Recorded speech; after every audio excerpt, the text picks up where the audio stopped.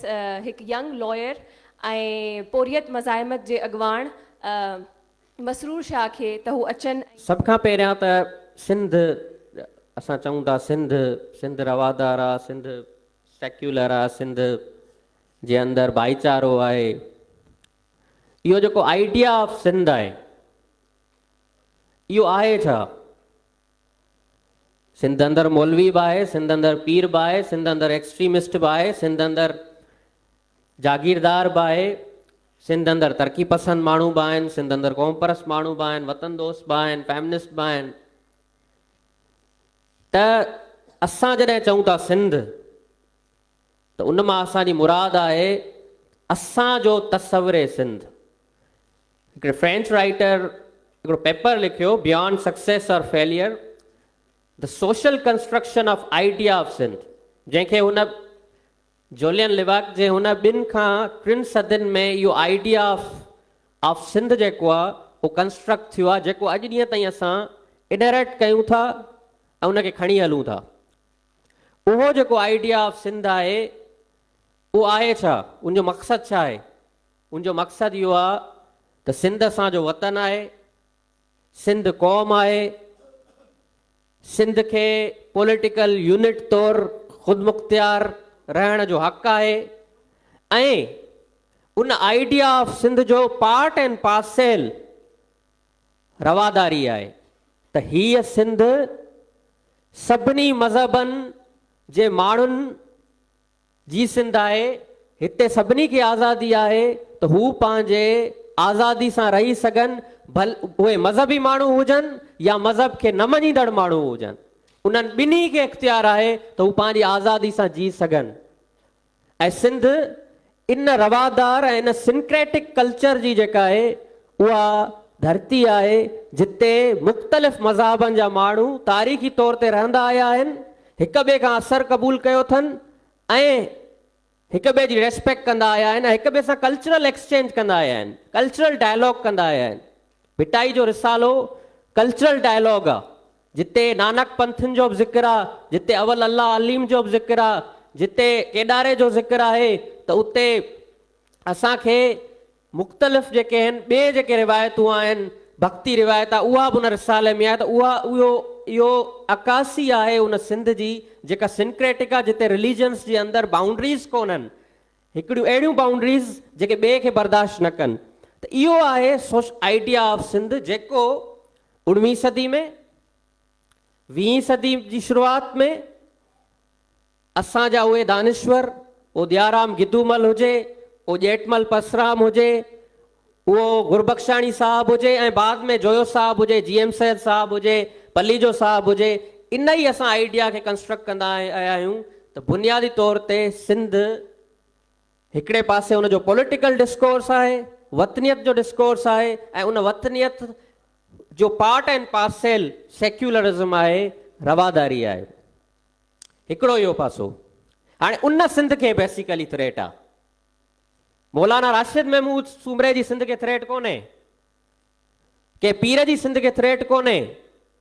Threat जेको आहे इन सिंध खे आहे, जंहिंजो आइडिया मां तव्हांखे ॿुधायो। त जॾहिं असां सिंध चऊं था त उन मां मुराद ख़ासि तसवुर सिंध आहे, जेको असां वटि आइडिया ऑफ सिंध आहे ऐं जंहिंखे असां तरवीज करणु चाहियूं था। हाणे ख़तरो छा मां आहे? एक्सट्रीमिज़म मां, रिलीजियस एक्सट्रीमिज़म मां। इहो रिलीजियस एक्सट्रीमिज़म जी बला जा ॿ सोर्स आहिनि। सभ खां पहिरियां इहो असांखे सम्झणो पवंदो त हीउ रिलीजियस एक्सट्रीमिज़म ट्रेडिशनल फिनोमिनन कोन्हे, प्री मॉडर्न फिनोमिनन कोन्हे। It's a purely modern imperialist political project. Yes, Zionism बि इमेजिन करे थो हिकिड़ी ओल्ड बिब्लिकल लैंड खे, पर छा ज़ियोनिज़म का ट्रेडिशनल फिनोमिनन आहे? न, ज़ियोनिज़म जेको आहे उहो late 19th and 20th sanctuary जो हिकिड़ो पॉलिटिकल प्रोजेक्ट हुयो त मेडिटेरेनियन ते असांखे यहूदियुनि जो हिकिड़ो स्टेट ठाहिणी आहे। इहो ज़ियोनिज़म हिकिड़ो political project, modern political project. ईअं ई रिवाइवलिस्ट मूवमेंट्स हलियूं एक्सट्रीमिज़म जूं इस्लाम जे अंदरि, जिन चयो त असां जेको आहे इस्लाम खे हिकिड़ी मॉडर्न जेका आहे नए अंदाज़ में रिवाइव कंदासीं, कैलिफेट खे स्टेट खे, हिकिड़ी रिलीजियस स्टेट खे, त उन्हनि जूं जेके वोकेबुलरी आहे उहा प्योरली मॉडर्न आहे। पॉलिटिकल पार्टी ठाहींदा, आर्म्स खणंदा, हथियार खणंदा, स्टेट कैप्चर कंदा, जंग कंदा, इहे सभु कैटेगरीज़, ऐं उन जे पोयां पेट्रो डॉलर हूंदो, इकोनॉमिक्स हूंदी। इहो छा तव्हांखे ट्रेडिशनलिज़म थो लॻे? इहो प्योरली मॉडर्न फिना, जीअं ज़ियोनिज़म हो मॉडर्न फिनोमिनन, ईअं ई अहले सऊद जो पेट्रो डॉलर ऐं अहले सऊद जी रियासत मॉडर्न फिनोमिनन आहे। ईअं ई मुस्लिम ब्रदरहुड, जमात इस्लामी बि modern extremist political imperialist project आहे। ऐं उहो छाजे लाइ ठाहियो वियो? पहिरियां त पेरिफरल फिनोमिनन हो, early 20th century and even 60s ताईं हिकिड़ो पेरिफरल फिनोमिनन हो मुस्लिम दुनिया में। पर मुस्लिम दुनिया जे अंदरि ऐं थर्ड वर्ल्ड जे अंदरि ऑर्गेनाइज्ड नेशनलिस्ट थर्ड वर्ल्डिज़म ऐं कम्युनिस्ट मूवमेंट्स खे टैकल करण लाइ, उन्हनि खे ख़तमु करण लाइ हितां जी थर्ड वर्ल्ड जी क़ौमुनि ऐं मज़लूम अवाम, मज़लूम तबक़नि जी जदोजहदनि खे सबोताज करण लाइ पेट्रो डॉलर इस्तेमालु करे उन एक्सट्रीमिज़म खे सॼ मुस्लिम दुनिया ऐं थर्ड वर्ल्ड में नाफ़िज़ कयो। ही भाइर आहिनि जेके चवनि था त असां यहूदो नसारा जे ख़िलाफ़ आहियूं। उहो यहूदो नसारा जी ठहियल जेका रियासत आहे ऐं ही पाण में भाइर आहिनि। चवनि था क्लेश ऑफ सिविलाइज़ेशन्स आहे, क्लेश ऑफ सिविलाइज़ेशन्स कोन्हे, ही क्लेश ऑफ फंडामेंटलिज़म वक़्ती तौरु हुयो, पर ही भाइर आहिनि पाण में। त इहो हिकिड़ो इंपीरियलिस्ट प्रोजेक्ट हो जेको दुनिया में आंदो वियो। पोइ इहो मदरसनि जा ॼार, पोइ तंज़ीमूं, पोइ पैसा किथां पिया अचनि? इहे ईअं ई असांजे सुन्नी इस्लाम खे ऑर्गेनाइज़ कयो वियो ऐं लेट 70s 80s में शिया इस्लाम खे बि ऑर्गेनाइज़ करे पोइ असां वटि हींअर आयतुल्ला जेके आहिनि उहे वेठा आहिनि ईरान जे अंदरि। उन्हनि बि पाण खे मॉडर्निस्ट अंदाज़ में विलायत फ़क़ीह जो कॉन्सेप्ट ॾेई करे हिकिड़ी रिलीजियस स्टेट ठाहे छॾी। टिनी पासनि जकोड़ियो वियो थर्ड वर्ल्ड खे। उन में हिकिड़ी रियासत, हाणे अचूं था पंहिंजे उन सॼे मामले ते, उन में हिकिड़ी रियासत Pakistan, the land of pure Pakistan, उहा हिकिड़ी इंपीरियलिस्ट प्रोजेक्ट जी फ्रंट लाइन स्टेट, उन सां हिकिड़ी पंहिंजी एंज़ाइटी, त उन जी पंहिंजी का आइडेंटिटी कोन्हे। हू पहिरियां ठही हुई ऐं पोइ मक़सदु वरी 2 सालनि खां पोइ ॿुधायईं पंहिंजा ऑब्जेक्टिव रेज़ोल्यूशन में, ऐं क़ौम वरी अञा ताईं कोन पई थिए। थींदो त ईअं त पहिरियां वतन हूंदा आहिनि, पोइ क़ौम हूंदी आहे, पोइ वरी क़ौमी रियासत ठहंदी आहे। हीउ उबतो प्रोसेस हिन जो हलियो। त हिनखे हिकिड़ी फंडामेंटल एंज़ाइटी आहे त हितां जूं जेके नेशन्स आहिनि, ऑपरेस नेशन्स आहिनि, उन्हनि जूं पंहिंजूं आइडेंटिटीज़, पंहिंजूं हिस्ट्रीज़, पंहिंजी इंडिजिनिटी आहे। हिन रियासत वटि कुझु कोन्हे। हिकिड़ी उहा एंज़ाइटी, ॿिए पासे साम्राज्य क्लाइंट स्टेट, उन प्रोजेक्ट जो ही हिसो थी करे हिते रिलीजियस एक्सट्रीमिज़म खे स्पॉन्सर कयो विथ द पेट्रो डॉलर हिन रियासत, ऐं हितां जी इंडिजिनियस क़ौमुनि जा जेके फैब्रिक्स हुआ, जेके इंडिजिनियस फैब्रिक हुआ, उन्हनि खे स्मैश कयो वियो। उहो पख्तूनख्वा जो फैब्रिक हुजे, गुज़िरियल 30 सालनि में हुननि जा जेके जिरगे जा, हुननि जा जेके क़बाइलियत जा, हुननि जा जेके लोकल इंस्टीट्यूशन्स आहे, उनखे शूरा सां तब्दील, तालिबान शूरा सां रिप्लेस करे हिननि जेको आहे उन पूरे समाज खे बाहि में विझी छॾियो। अॼु पारा चिनार में जेको कुझु थी रहियो आहे उहो उनजो अक्स आहे। वाल्टर बेंजामिन हिकिड़ी ॻाल्हि चवंदो त जॾहिं फाशिज़म ईंदो आहे त तव्हांजे ज़िंदा माण्हुनि खे रुॻो कोन छॾींदो आहे, तव्हांजे मुर्दनि खे बि कोन छॾींदो आहे। हीउ डॉक्टर शानवाज़ जो जेको लाश साड़नि पिया, हीउ छा हो? मारे त छॾियनिसि पर मुर्दनि खे बि कोन छॾींदा आहिनि। हिन रियासत बि असांजे मुर्दनि खे बि कोन छॾियो आहे। जेको असांजूं निशानियूं, कराची सिंध जी मारी गुलहसन कलमती साहिबु लिखियो, उनजो महाग अमर जलील साहिबु लिखियो आहे। उन लिखियो आहे त जॾहिं पार्टीशन थी त हाईकोर्ट जी जेका अॼु बिल्डिंग आहे, हिते गांधी जी जो वॾो मुजस्बो हुयो। पोइ जीअं ई पाकिस्तान चयो त उनखे विधनि रसा विझी उनखे किरायनि। उनमां जेको नंढड़ो लोहो निकितो उहो अॼु बि सोल्जर बाज़ार मां, उनमां हलीम जेको आहे कराची में हले थो। ऐं निश्तर पार्क में, सरदार पटेल पार्क में हिननि खे सरदार पटेल जी सियासत नज़र आई। उन में निश्तर, उनजो नालो रखी छॾियनि निश्तर पार्क।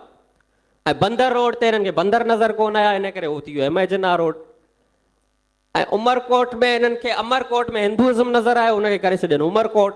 त हिननि असांजे मुर्दनि खे बि कोन छॾियो आहे।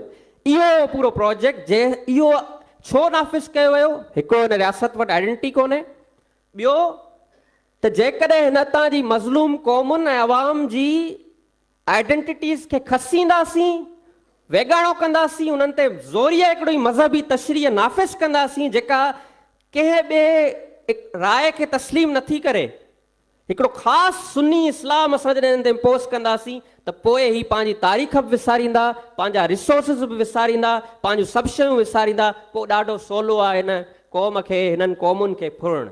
इहो पूरो प्रोजेक्ट। हाणे आख़िरी जेका ॻाल्हि मां सिर्फ़ु करणु चाहियां थो त इन सॼे मामले में जेका आइडिया ऑफ सिंध जी मां ॻाल्हि कई त उहो त विढ़ंदो आयो आहे न हिन स्टेट सां। उहो सेक्युलर सिंध जो आइडिया, उहो क़ौम हुजण जी ॻाल्हि, त क़ौम उहा क़ौमी आज़ादी जी ॻाल्हि, क़ौमी ख़ुदमुख़्तियारी जी ॻाल्हि, रिसोर्सिस जे मालिकी जी ॻाल्हि जेका असां कंदा रहिया, उहा त इन ॿ क़ौमी नज़रे सां विढ़ंदो आयो आहे, हिन जनरल ज़िया जी पैदा कयल एक्सट्रीमिज़म सां विढ़ंदो आयो आहे। पर अॼु let's come to the political status को टुडे। अॼु असांजो पॉलिटिकल स्टेटस को छा आहे? मां सम्झां थो हिकिड़ियूं ॿ टे शयूं थियूं आहिनि। हिकिड़े पासे असां वटि